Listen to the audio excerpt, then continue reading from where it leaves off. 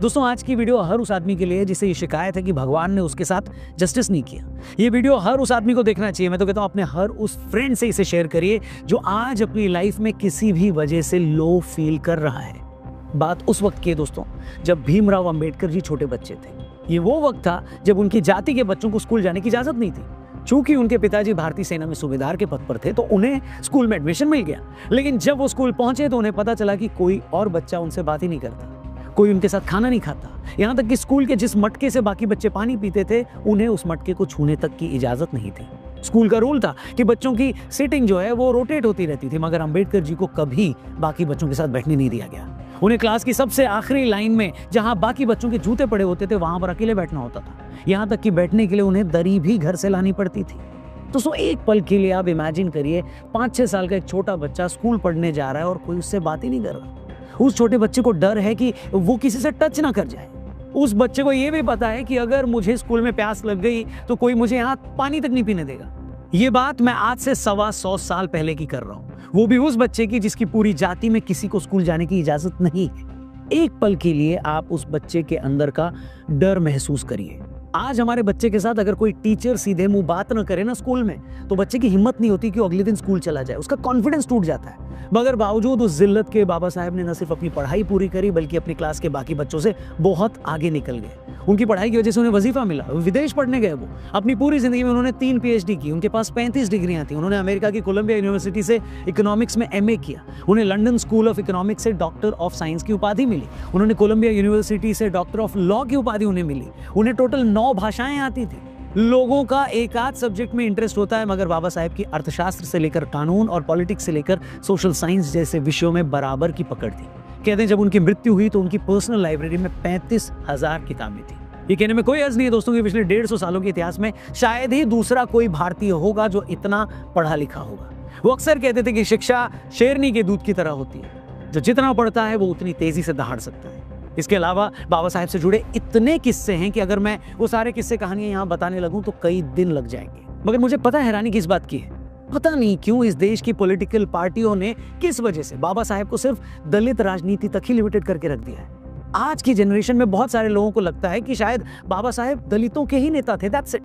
सच तो ये है दोस्तों कि बाबा साहेब का जो इंटेलेक्चुअल लेवल था, अलग अलग इश्यूज पर जो उनकी राय थी, ओपिनियन थी, और वो जितने ईमानदार थे, ऐसी ईमानदारी तो पूरी इंडियन पॉलिटिक्स में किसी और नेता में नहीं दिखती। जैसे बाबा साहेब खुलकर कहते थे कि मैं गांधी को महात्मा नहीं मानता। 1953 में BBC को दी अपने एक इंटरव्यू में उन्होंने गांधी जी पर खुलकर अपनी राय रखी। बाबा साहब ने यहां तक बोल दिया कि मुझे समझ में नहीं आता कि वेस्टर्न वर्ल्ड गांधी जी को लेकर इतना बावला क्यों रहता है। उन्होंने यहां तक कहा कि गांधी जी एक रूढ़िवादी हिंदू थे जो वर्ण व्यवस्था में यकीन रखते थे। बाबा साहब ने उस इंटरव्यू में बताया कि गांधी जी ने अपने विचारों से लोगों को धोखा दिया।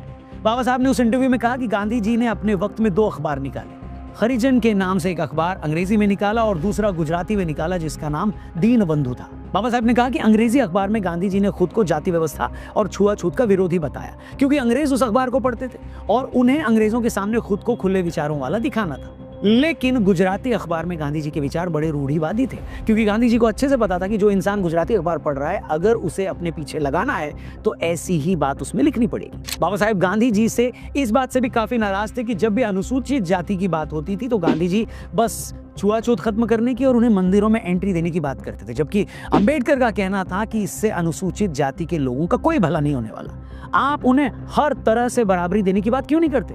जबकि गांधी जी का यह मानना था कि जो आदमी जिस जाति में पैदा हुआ है उसे पेशा उसी के हिसाब से चुनना चाहिए, और ये बात बाबा साहब को बिल्कुल पसंद नहीं थी। इसलिए वो गांधी जी को दकियानूसी यानी कंजर्वेटिव बताते थे। अब बड़ा सवाल ये है कि जो भी पार्टियां आज गांधी जी और बाबा साहेब अंबेडकर के नाम की पॉलिटिकल राजनीतिक रोटियां सेकती हैं, वो जनता को खुलकर क्यों नहीं बताती कि अंबेडकर जी के गांधी जी के बारे में क्या विचार थे? और जो भी पार्टी खुद को महात्मा गांधी की राजनीति का उत्तराधिकारी बताती है, उससे भी ये क्लियर करना चाहिए कि क्या गांधी जी सच में वैसा ही सोचते थे, और सोचते थे तो वो गांधी जी की इस सोच से अब कितना अग्री करते। हैरानी ये है दोस्तों कि आज जो कांग्रेस पार्टी बाबा साहब के कथित अपमान पर इतना हल्ला कर रही है, वो ये बात क्लियर क्यों नहीं करती कि इन्हीं बाबा साहब को हराने के लिए क्या नेहरू जी ने बाबा साहब अंबेडकर के खिलाफ 2 बार चुनाव प्रचार नहीं किया? हम सभी जानते हैं कि बाबा साहब नेहरू की कैबिनेट में कानून मंत्री थे। जब संविधान बनाने की बारी आई तो पहले तो नेहरू जी चाहते ही नहीं थे कि बाबा साहब को संविधान बनाने वाली संविधान सभा में शामिल किया जाए। आपको बता दें कि उस टाइम कांग्रेस और नेहरू जी की तरफ से संविधान सभा के लिए 296 मेंबर्स चुने गए थे, मगर उसमें बाबा साहेब को शामिल नहीं किया गया था। इसके बाद बाबा साहेब उस वक्त के संयुक्त बंगाल से मुस्लिम लीग के सपोर्ट से जीतकर संविधान सभा में आए, मगर देश के बंटवारे के बाद बाबा साहेब की सीट पाकिस्तान में चली गई तो उनकी मेंबरशिप भी कैंसिल हो गई, खत्म हो गई। मगर बाद में उन्हें संविधान सभा में शामिल कर लिया गया। अब हुआ ये कि जब संविधान बनाने की बारी आई तो बाबा साहेब ये चाहते थे कि औरतों को भी आदमियों के बराबर का हक मिले, मतलब वो उस वक्त यूनिफॉर्म सिविल कोड लाना चाहते थे, मगर इसके लिए नेहरू तैयार नहीं थे।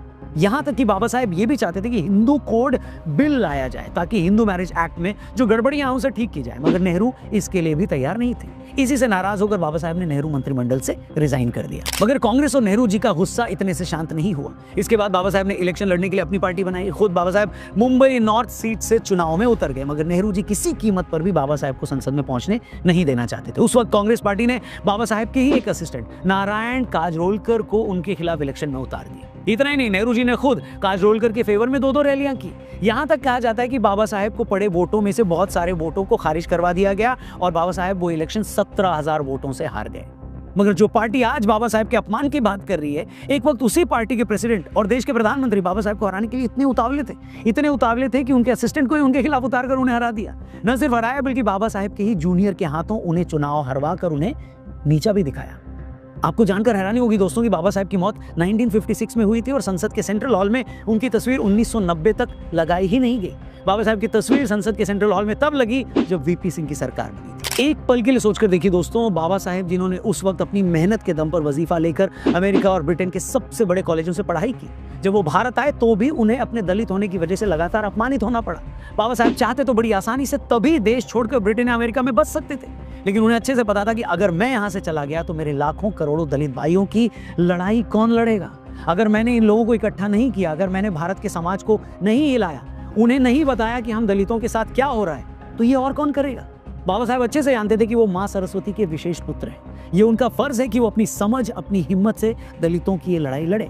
मगर ये देखकर बड़ा अफसोस होता है दोस्तों कि न तो गांधी जी ने उस वक्त उनकी बातें सुनी और समझी और न ही नेहरू जी ने उनका राजनीतिक करियर ही खत्म कर दिया, और वो भी उन बाबा साहेब का करियर जो उस वक्त इतने पढ़े लिखे थे कि उस वक्त की पूरी कांग्रेस पार्टी के नेताओं की पढ़ाई लिखाई भी अगर आप मिला लेते तो वे उनके आगे वो कुछ नहीं थे।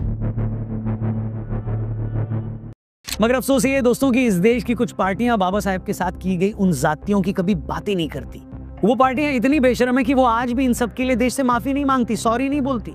सच तो ये है कि बाबा साहेब को किसी धर्म या किसी जाति से कोई लेना देना नहीं था। वो सिर्फ और सिर्फ बराबरी की बात करते थे। अगर उन्होंने नीची जातियों की बराबरी की बात की तो उन्होंने औरतों को बराबरी का हक देने के लिए यूनिफॉर्म सिविल कोड की भी बात की। अगर वो हिंदुओं में वर्ण व्यवस्था के खिलाफ थे, हिंदू धर्म में मौजूद पाखंड के विरोधी थे, तो उन्होंने उतना ही खुलकर इस्लाम में मौजूद कट्टरपंथ पर भी बोला। मुझे सच में हंसी आती है दोस्तों जब कुछ पार्टियां जय भीम और जय भीम की बात तो करती हैं, मगर कभी ये नहीं बताती कि बाबा साहेब के कट्टरपंथी इस्लाम के बारे में क्या थॉट्स थे। अंबेडकर जी ने आजादी से 2 साल पहले लिखी अपनी किताब पाकिस्तान या भारत का विभाजन में साफ लिखा है कि भारत के मुसलमान कभी देश के लिए वफादार नहीं होंगे। अंबेडकर जी ने आगे लिखा है कि भारत के मुसलमान खुद को पहले मुसलमान मानेंगे, उसके बाद भारतीय। उन्होंने किताब में यहां तक लिखा है कि भारत की तरक्की में भारत के मुसलमानों ने बहुत कम योगदान दिया है और उन्होंने हमेशा मुस्लिम देशों को भारत से ऊपर रखा है। अंबेडकर जी ने अपनी किताब में यहां तक लिखा है कि इस्लाम धर्म में भाईचारे का मतलब सिर्फ मुसलमानों के बीच भाईचारा और इस भाईचारे में किसी गैर मुस्लिम के लिए कोई जगह नहीं है। इसी किताब में अंबेडकर जी आगे लिखते हैं कि इस्लाम की प्रकृति ऐसी है कि वो भारत को कभी अपनी मातृभूमि नहीं मानेंगे। एक सच्चा मुसलमान वो है जो न तो कभी भारत को अपनी मातृभूमि मानेगा और न ही हिंदुओं को कभी अपना भाई मानेगा। इसके अलावा भी बाबा साहेब के इस्लाम पर जो थॉट्स हैं वो सुनकर उनके नाम की पॉलिटिक्स करने वाली कई पार्टियों के कान से धुआं निकल जाएगा दोस्तों। पर सवाल ये है कि अगर कोई पार्टी बाबा साहेब अंबेडकर के नाम पर पॉलिटिक्स करती है तो वो उनके इन विचारों पर बात क्यों नहीं करती। ये लोग क्यों नहीं बताते कि अंबेडकर जी के गांधी जी के बारे में क्या विचार थे। ये लोग क्यों नहीं बताते कि आखिर कैसे नेहरू जी ने अंबेडकर जी को चुनाव हराने के लिए उनके खिलाफ 2-2 बार प्रचार किया। ये लोग क्यों नहीं बताते कि अंबेडकर जी के इस्लाम पर क्या विचार थे, अंबेडकर की मनुस्मृति के बारे में क्या थॉट्स थे। वो बस इसी बात का जिक्र करते हैं और वो इसलिए करते हैं क्योंकि वो उनकी पॉलिटिक्स को सूट करता है, मगर बाकी मुद्दों पर बाबा साहेब अंबेडकर क्या कहते थे ये लोग भूलकर भी वो बात नहीं बताते। अब आप मुझसे पूछें तो दोस्तों मैं यही कहूंगा कि मेरी नजर में बाबा साहेब अंबेडकर पिछले 150 सालों के भारत के इतिहास के सबसे वेल रेड, सबसे हिम्मती और सबसे ईमानदार नेता थे। नेता क्या, शायद वो सबसे इंटेलेक्चुअल भारतीय थे जिन्हें जितनी इज्जत जितना सम्मान मिला वो उससे कहीं ज्यादा के हकदार थे। मेरा तो ये भी मानना है कि जब भी अंबेडकर जी की बात हम करते हैं तो सिर्फ उन्हें दलित राजनीति से, दलित पॉलिटिक्स से जोड़कर न देखा जाए। दलितों के लिए उन्होंने जो किया उसका तो कोई मुकाबला ही नहीं है, लेकिन अंबेडकर जी का काम इतना बड़ा है, बाबा साहब का काम इतना बड़ा है, उनके विचारों का स्पेक्ट्रम इतना बड़ा है कि हमें उन सब पर बात करनी चाहिए, उनसे सीख लेनी चाहिए। और जैसे कि मैंने आपको बताया, एक साजिश के तहत पहले तो उनके जीते जी ही उनको इररिलेवेंट बनाने की कोशिश की गई, और जब वो हमारे बीच नहीं रहे तो फिर शुरू की सरकारों ने उनको वैसी इज्जत नहीं दी जैसी वो डिजर्व करते थे। लेकिन जैसा कि हर महान काम और हर महान व्यक्ति के साथ होता है, वही आज बाबा साहब अंबेडकर जी के साथ हो रहा है। देर सवेर वो इज्जत उन्हें मिल ही जाती है जिसकी वो हमेशा से हकदार थे। आज वो शायद इकलौते ऐसे नेता हैं जिनकी हर कोई खुले दिल से तारीफ करता है। वो इकलौते ऐसे नेता हैं जिनकी बुराई करने की हिम्मत किसी में नहीं है। वो इकलौती ऐसी शख्सियत हैं जिनका नाम हर पार्टी, हर भारतीय बड़े फख्र से लेता है। मुझे बड़ी ईमानदारी से लगता है दोस्तों कि जो काम अमेरिका के लिए अब्राहम लिंकन या मार्टिन लूथर किंग ने किया, उससे कहीं ज्यादा बड़ा और महान काम बाबा साहेब अंबेडकर ने भारत के करोड़ों लोगों के लिए किया है।